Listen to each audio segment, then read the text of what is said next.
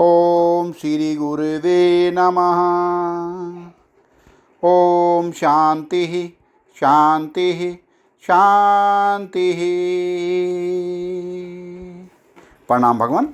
भगवान योग वासिष्ठ महारामायण से निर्वाण प्रकरण उत्तरार्ध और सर्ग नंबर 191 लेते हैं भगवान, जिसमें शीर्षक है अज्ञान से ब्रह्म का ही जगत रूप से भान होता है। वास्तव में जगत का अत्यंत अभाव है और एकमात्र ब्रह्म ही विराजमान है। इस तत्व का प्रतिपादन।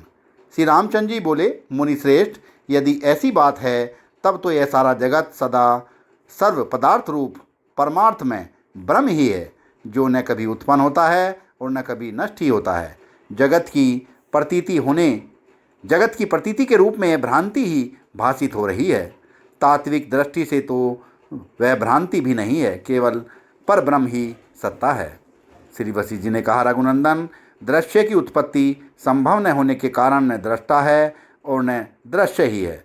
दृष्टा, दृश्य और दर्शन आदि की त्रिपुटी कुछ नहीं है, केवल निर्विकार चिदाकाश ही है। जैसे स्वप्न आदि में एक ही पुरुष दृष्टा, दृश्य और दर्शन की त्रिपुटी रूप होता है, वैसे ही जागृत में भी एकमात्र वह जीवात्मा ही स्वयं दृष्टा, दृश्य और दर्शन की त्रिपुटी को धारण करके विराजमान होता है।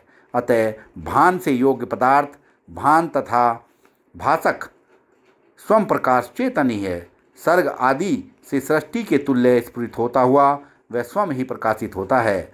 अज्ञानी लोगों को यह सृष्टि भले ही आश्चर्य के तुल्य प्रतीत हो, परंतु ज्ञानी महात्माओं की दृष्टि में यह स्वभावभूत ब्रह्म रूप ही है। सृष्टि के आदि में जबकि एक विशुद्ध चेतन ही विद्यमान है, तब उसमें संसार की उत्पत्ति का क्या कारण हो सकता है।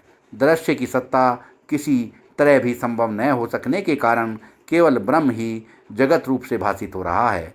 इस तरह चिद आकाश स्वरूप परमात्मा ही सृष्टि के आरंभ में सृष्टि रूप से स्फुरित होता है। अतः यह जो जगत है परमात्मा ही है। शून्यता और आकाश के भेद की कल्पना के समान जगत और ब्रह्म के भेद की कल्पना भी अज्ञान मात्र ही है।